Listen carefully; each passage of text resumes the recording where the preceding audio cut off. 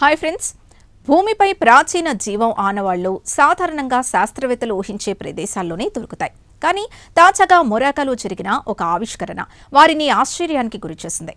ఎందుకంటే జీవం ఉండే అవకాశం లేదనుకున్న సముద్ర గర్భ పరిసరాల్లో కోట్ల ఏళ్ల నాటి సూక్ష్మజీవుల ఆనవాళ్లు బయటపడ్డాయి. కోట్ల ఏళ్ల నాటి ఆ జీవుల రహస్యమేంటో ఇప్పుడు తెలుసుకుందాం. అమెరికాలోని the University of Texas at Austin, డెన్మార్క్లోని అర్హూస్ యూనివర్సిటీ సహా పలు సంస్థల శాస్త్రవేత్తలు నిర్వహించిన ఈ పరిశోధన ఫలితాలు జువాలజీ జర్నల్లో ప్రచురితమయ్యాయి. ఈ పరిశోధన పాలియో ఎకాలజిస్ట్ డాక్టర్ రోవన్ మార్టిండేల్ నేతృత్వంలో కొనసాగింది. మొరాకోలోని డేట్స్ వ్యాలీ ప్రాంతంలో శాస్త్రవేత్తలు పురాతన సముద్ర జీవ వ్యవస్థల ఆనవాళ్ల కోసం పరిశోధనలు చేస్తున్నారు. ఈ సందర్భంగా వారికి ప్రత్యేకమైన ముడతల మాదిరి గుర్తులున్న రాతి పొరలు కనిపించాయి. ఈ గుర్తుల్ని వ్రింకిల్ స్ట్రక్చర్స్ అని పిలుస్తారు. సాధారణంగా బ్యాక్టీరియా, ఆల్గే వంటి సూక్ష్మజీవులు ఇసుకపై పరుచుకొని పెరిగినప్పుడు ఇలాంటి నిర్మాణాలు ఏర్పడతాయి. ఇవి ప్రాచీన సూక్ష్మజీవ జీవనానికి ముఖ్యమైన ఆధారాలుగా పరిగణిస్తారు. అయితే ఇక్కడే అసలు మిస్టరీ మొదలైంది. ఈ నిర్మాణాలు ఏర్పడిన రాతి పొరలు అప్పట్లో సముద్ర మట్టానికి కనీసం 180 మీటర్ల లోతులో ఏర్పడ్డాయని శాస్త్రవేత్తలు గుర్తించారు.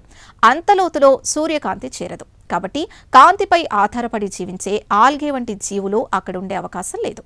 దీంతో పరిశోధకులు రాళ్లను మరింత లోతుగా విశ్లేషించారు. ఆ ముడతల కింద ఉన్న పొరల్లో జీవ కార్యకలాపాలకు సూచనగా భావించే అధిక కార్బన్ ఆనవాళ్లు కనిపించాయి.